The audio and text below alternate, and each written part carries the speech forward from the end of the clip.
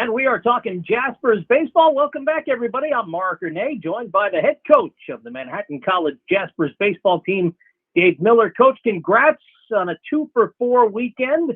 You picked up a couple of wins, one on Saturday, one on Sunday against Maryland Eastern Shore, including in Game 2 on Sunday, 15 runs on 12 hits, 13 walks, and 13 stolen bases, including twice stealing home. What was that like? Well, it was just good to see the offense starting to flow a little bit better. I mean, the first couple of weeks, our offense has kind of been stalled. And, now that we're getting outside and seeing the live pitching more and more and more, I think the guys are starting to see the ball a little bit better. Pete DeRocher is really starting to find his swing. And I think it was just a matter of time to get these guys outside and catch up to the rest of the world, down in Florida and California. And, I think it's really starting to come together. Yeah, Pete wound up 5 for 19 on the weekend with 4 runs scored, 3 RBIs.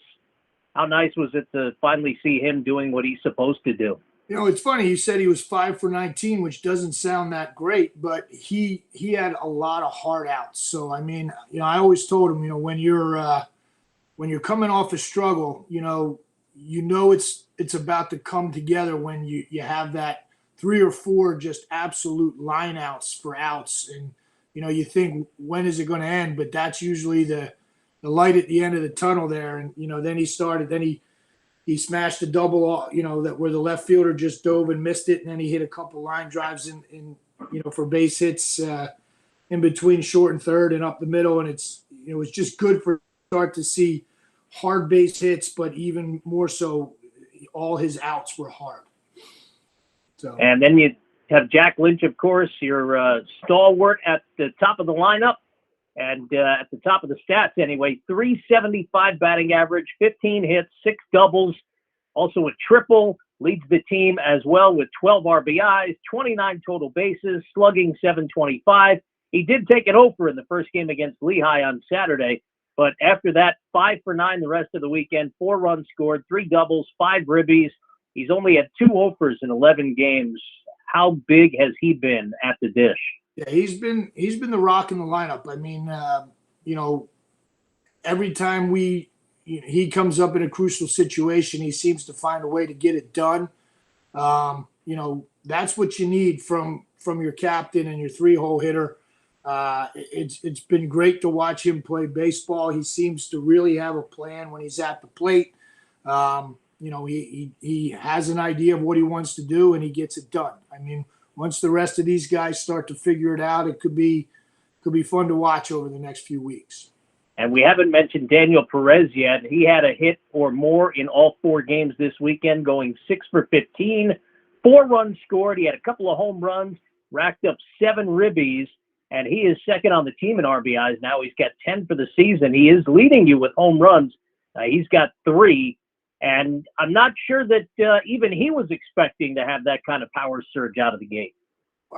I watched him all fall. I mean, it was definitely there. He's been working really hard with the staff on his swing and really trying to get on top of the baseball, create some backspin. And he's been doing a fantastic job.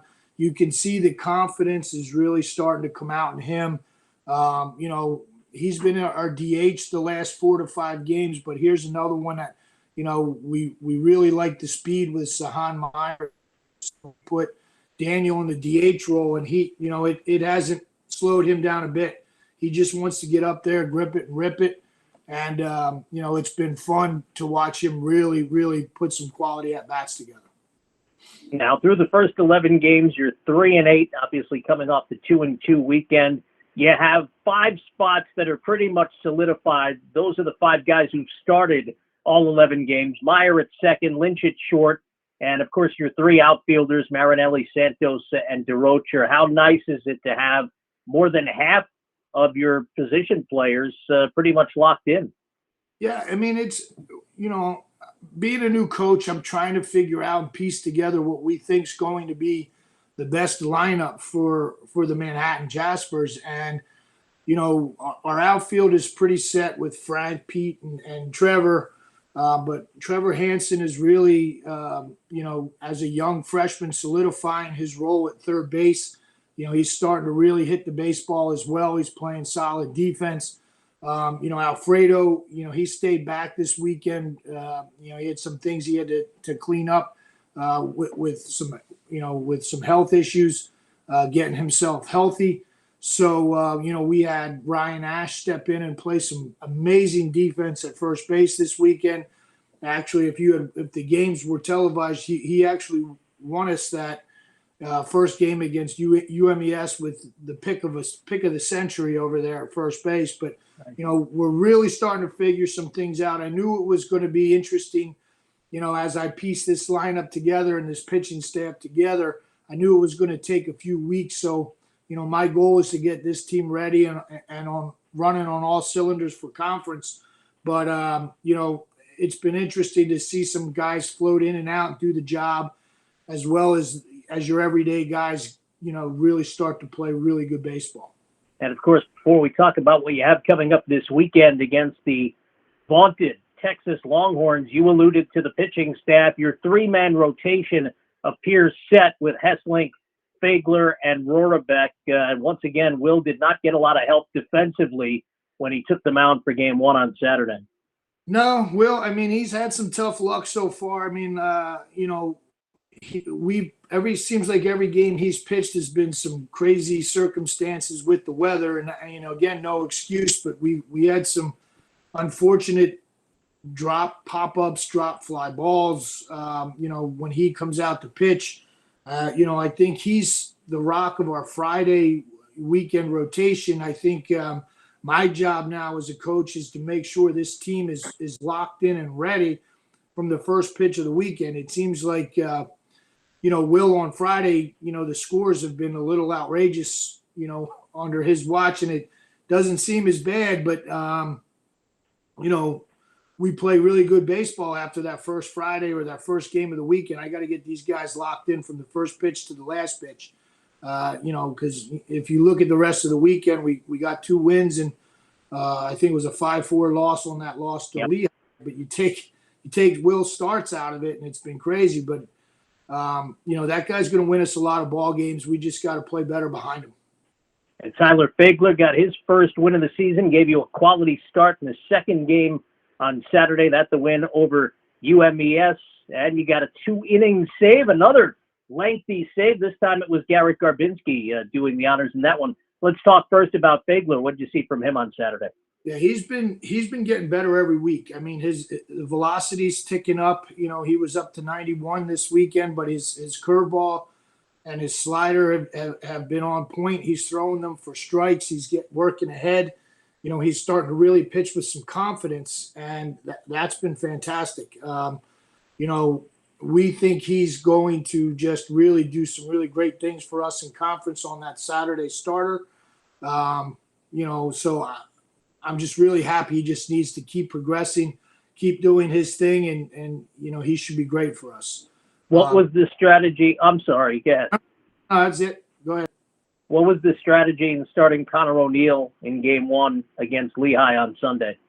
We knew Lehigh, they can turn a fastball around as good as any team in the country. I've coached against them, even at my time at LaSalle, so I knew that lineup pretty well. We knew Connor had a very good slider and curveball that we thought could be effective. It was, again, Connor is a guy that we really see could come in, and he was dealing with some sickness over the winter break, so we were bringing him back slowly, but we had him in mind as a weekend starter, and this could be great with O'Neill. If we put him back in the rotation, then we could do exactly what we want and maybe move Rohrabeck back into our bullpen to solidify some back end help.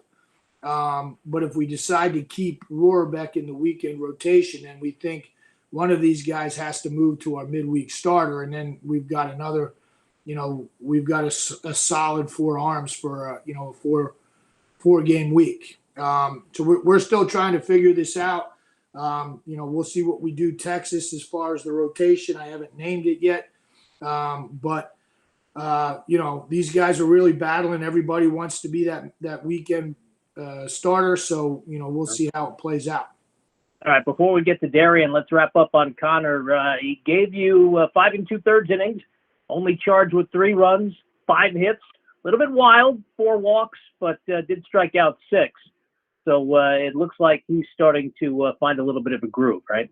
Yeah. Our pitching staff, we were a little uncertain early where we were going to be with our pitching staff with some injuries, coming back from the summer, and over winter break. But the staff is seeming to be what I think we're going to rely on heavily to keep us in the ball games.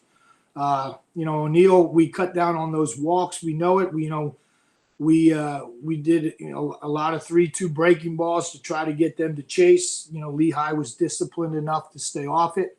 But Connor's a guy that's a strike thrower. So I don't see that being an issue too much moving forward. It's just, some unfortunate 3-2 curveballs that they didn't chase that we were hoping they would. And as far as Rohrbeck goes, he did go 4 innings. Not enough for the win, obviously, when you put up 15 runs, but a lot of that scoring came later in the game in those middle innings. 3 earned runs, 4 hits, and he was, effectively wild, maybe 4 walks, wild pitch, a balk, couple of hit batters, but he struck out 5, so that was more than a batter an inning for him, too. Yeah, I think it was one of those unfortunate things, with us moving Darian from, bullpen to starter is, he's dealing with some, as we're lengthening his pitch count out, he's dealing with some soreness.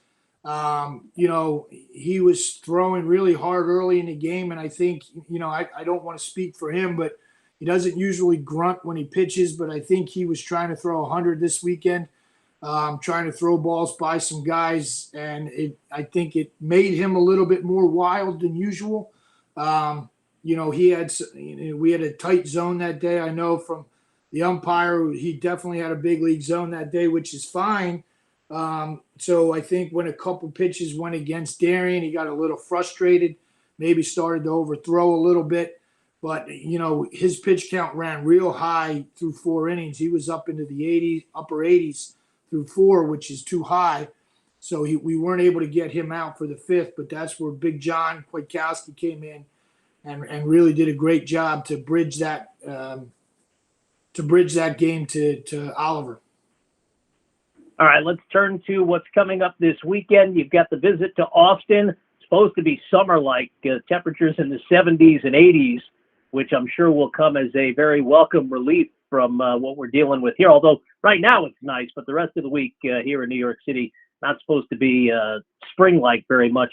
But Texas, 4-7, a perennial, not just College World Series contender, but a perennial participant in the College World Series. They're coming off a lost weekend, dropping 2 out of 3 at Cal State Fullerton. So you have to figure they will be loaded for bear. They've got a couple of tough guys in their lineup. They have 2 guys who are slugging over 500, actually 3 guys slugging over 500.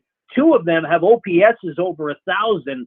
Talking about Eric Kennedy, who leads them at average at 386, and he is coming off the last 4 games. He's put up softball numbers, 9 for his last 17. First of all, what do you do to stop Eric Kennedy? I don't know. I mean, this is going to be interesting. I mean, we're going over their scouting report. I mean, they're 4-7, but when you look to see who they've played, it's like they've got losses against Cal State Fullerton, Vanderbilt, Arkansas. I mean, they've played a great schedule, so far. They're definitely playing a College World Series type schedule to get their RPI high. When you look at their pitching staff, everybody in their rosters 93 to 96. I mean, it's a big league. It's a big league team, and we got to go out there. We've got to play our game. We got to play Bronx tough. We can't be afraid that they have Texas across their chest. I think the best thing for Manhattan right now is that we're starting to pitch better. We're starting to swing the bats better, but we got to bring our A game. We can't give away innings. We can't give away free bases. We've got to play clean baseball. If we can do that, we can take them. I mean, they have 2 midweeks this weekend, so before we get to them, so who knows where their pitching staff will be. But this is a great experience for these guys, and I want them to understand, you want to be an elite team, you've got to beat elite opponents. And there's no bigger opponent in college baseball than the University of Texas. Yeah, they're coming off a loss last week, midweek, against number 1 LSU. They were shut out 3-0, but they have pretty much established their weekend rotation, at least through the first 3 turns through. Lucas Gordon, their Friday guy, 3 no decisions at ERA about 2.5. He's averaging over a strikeout an inning.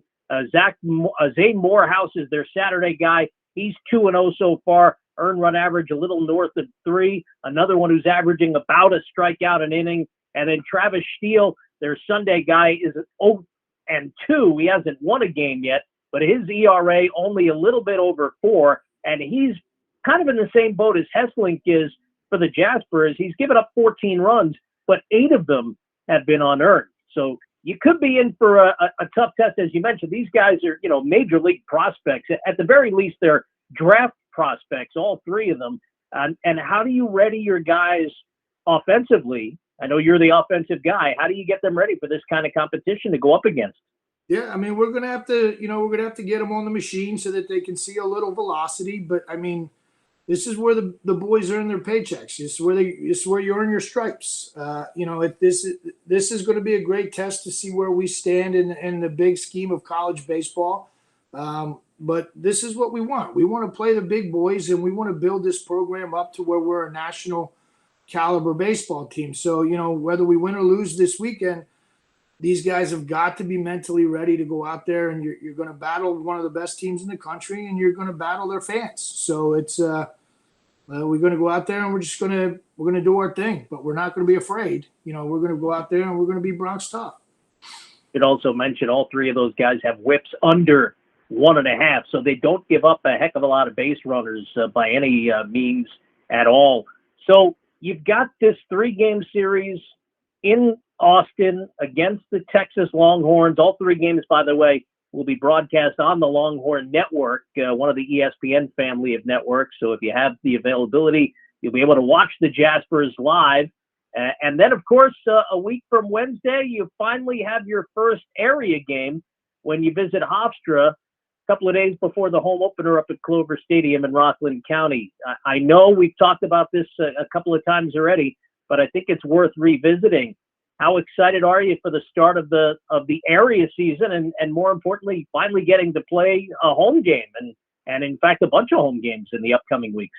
Yeah, we've had a pretty rough travel schedule, to start the season. It's not often that over the first 3 of the first 4 weeks you're in Florida, California, and then Texas.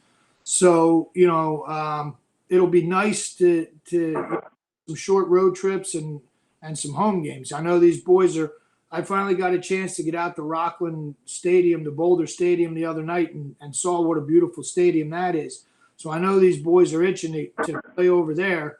But once we get through this Texas trip, the rest of the season is pretty local. So, we're going to be rested. We're going to be ready, and we're looking forward to some home games and some local flavor. And with the first 14 games, including what you have coming up this weekend, all away from home, how's the team chemistry? How has the bonding gone? You would expect that having all of these road trips that there should be some kind of extensive camaraderie. Is that the case? Well, I mean, they've definitely spent a lot of time together, and I looking at them, they're playing a lot of cards, and they're definitely hanging out together, and they're tight, and that's what you need. It's more than just athleticism and talent to play this game. One of the things that I need to do when I'm building a culture and a locker room camaraderie is these guys got to love each other, because they spend an awful lot of time together. And so when we do we have some parents that have put together a family meal for the whole team, once every road trip. And, these guys are down there together, and you'll find out that they're not staying in their rooms. They're staying in the lobby of these hotels, and there's 18 or 19 guys, just kind of hanging out. And, believe it or not, a lot of them are studying, but they're just joking and having fun and doing their thing. So I think that the chemistry is there for this team to really get along. They're starting to play for each other. They're starting to find out, who their boys are and who their brothers are. But, it's been fun. These guys, I love these guys, man. They're a great group of kids. And they're ready to start doing some damage. And I know you're champing at the bit to get to Texas, but what's the mood in the room? How are the guys feeling about going into this pretty tough test? Well, that's one of the big things that I'm trying to get them to understand. We talk about having a strut song in your head. Like if they were making a movie about you and you're walking down Broadway, what's that song that's playing in the background? And we talk about that little aura of swag that you need, and we have to get them ready to go in there because it's going to be hostile. It's going to be a lot of fans that are making jokes about anything they can find out about you on social media. They're going to be ready to attack us with it. But then you're playing one of the best teams in the country. So, my goal is to have them focus on us, go out there and play our game. Win, lose, or draw. My job is to prepare this team. This is probably going to be the biggest test of the baseball season for these guys. And I've got to have them confident and I've got to have their minds right. I'm a big guy, big believer in the mental side of the game. And I've got to get them to not worry about, seeing that University of Texas. These guys are ready. They're prepared. Each weekend, we got swept weekend 1. We won a game weekend 2. We take 2 this weekend. We're playing better baseball. These guys are starting to believe in themselves, and that's all I can ask for. And I got to get them to stay off of Texas and stay on us and just play our game. That's when, we do the best things. That's when we're at our best. So if I can do that, we'll be just fine. Down the road, like this is going to prepare us to win the MAC championship. Sure, absolutely. All right, you brought it up. I have to ask. You mentioned the strut song. You're a Philly guy. I would think that Eye of the Tiger is pretty high up there, but you and I are both old enough to remember Saturday Night Fever. So is Staying Alive that strut song for you, or is it Eye of the Tiger or something entirely different?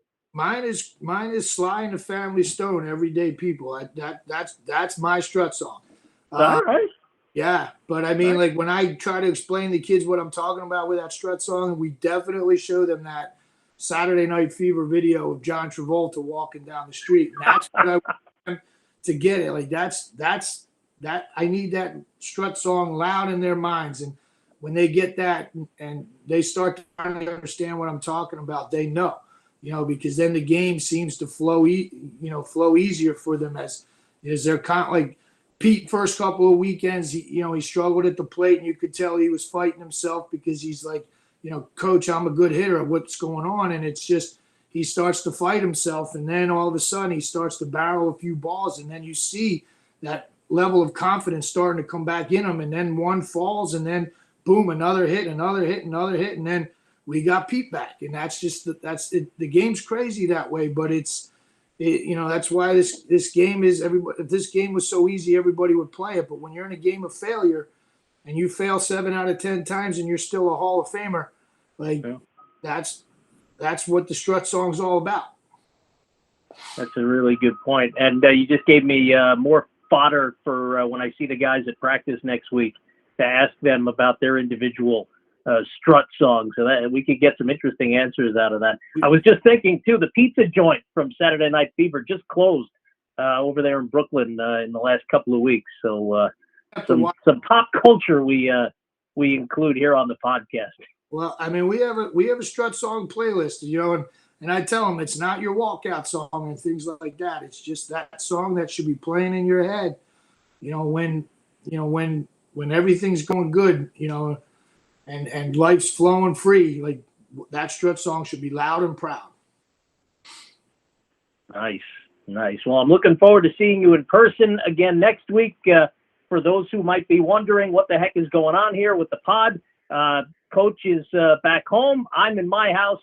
Coop is down in Atlantic City. Our producer, Cooper Hayes, down in AC getting ready for the MAC basketball tournaments. And so we were forced to go remote this week, but we should be back all together, one big happy family, next week for episode number 5. Coach, appreciate the time as always. Good luck out in Texas, and look forward to seeing you next week. My pleasure. That, of course, is the Jaspers head baseball coach, Dave Miller. I'm Mark Renee. Thanks for joining us. We've been talking Jaspers baseball, and we'll see you next week.